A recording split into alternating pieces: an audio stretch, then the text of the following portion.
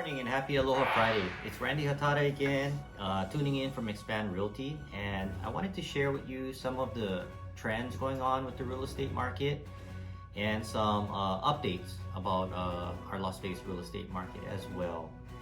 So some of the trends that's affecting home sales, especially new builders, are lumber prices have dramatically gone up across the country.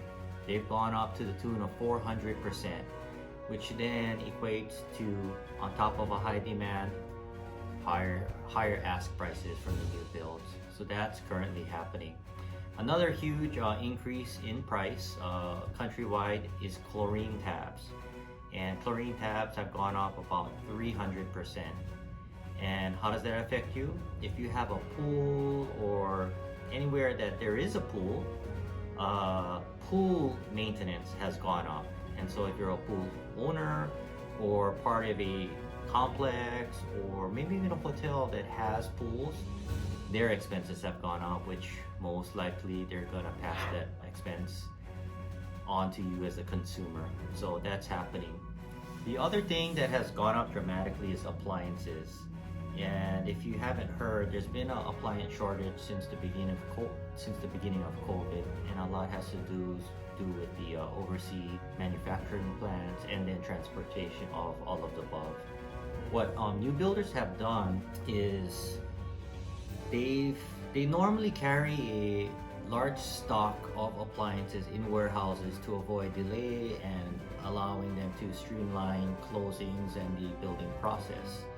However, since March, since we've had that shortage, they haven't been able to restock these warehouses. And so what has happened is that they finally, after 1 year, kind of ran out as of the beginning of this year in their supply rooms. And so how that affects buyers and realtors is that come closing time, they may be missing a stove or a refrigerator or whatever the appliance may be. And to facilitate closing on time, some of the new builders are coming up with ideas such as putting temporary appliances in the property, allowing closing, and then when the actual agreed upon appliance comes in, they replace it with the brand new appliance. So that is our crazy world today. A big question, which I'll probably engage in a separate video, is why is it so hard to get properties in our affordable price range for buyers right now? I'm gonna start addressing that in another video, but the short of the story is multifold, which is number one, there's a shortage of supply. In fact, it's a historic low. Number two, interest rates are low, so the buyers are here trying to take advantage of that. Three, there's a major migration from the large cities to Las Vegas for multiple purposes, such as tax implications, cost of living, cost of doing business. But the long story short is we have a lot of buyers coming in from places like Hawaii or California, specifically LA and San Francisco, and other big cities such as Chicago, New York, and all of that. But one thing that COVID has done to our real estate market is that it's given a lot of companies the confidence to work remotely and to have their employees and staff work remotely, or owners. And what they are doing is the people being allowed to work remotely is they're coming in from these cities, claiming residency in Nevada, which the IRS law states that you have to be here 6 months out of the year, and they can be commuting back and forth, but accumulated 6 months or more a year. And they're doing business digitally, remotely, and basically taking advantage of a lower cost of living or a cost of doing business.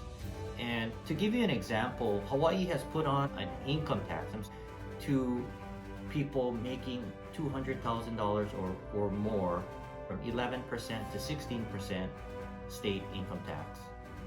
And so if you look at that, that's like a 5% increase.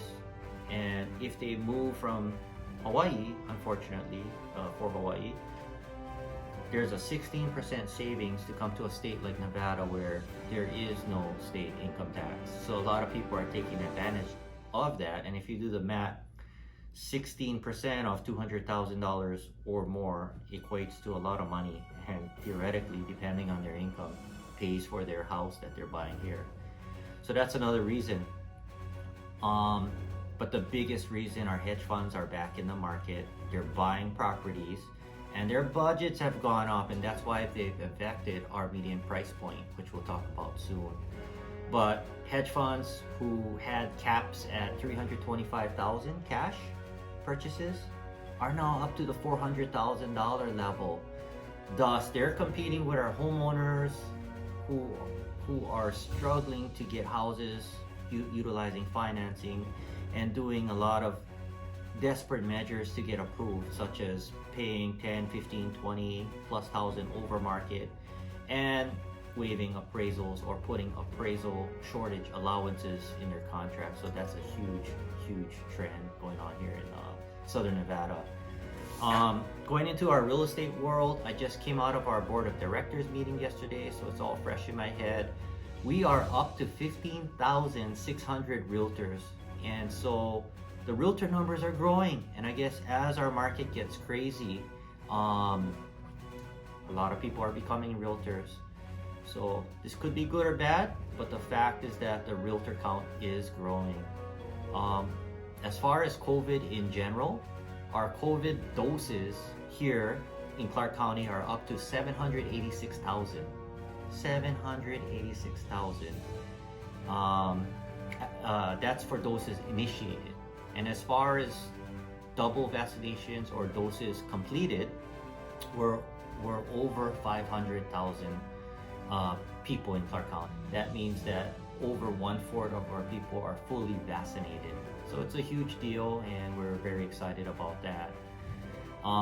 Tuning back to our regular local real estate market, our average sales are averaging $373,000. And our inventory for single-family residences are at about 6,000 single families for sale, and only 1,100 condos for sale on the market. We're still at all-time historic lows for supply. Interest rates are still low. They're averaging about 2.99% on a conventional loan and 2.625 on an FHA VA loan. So that's going on.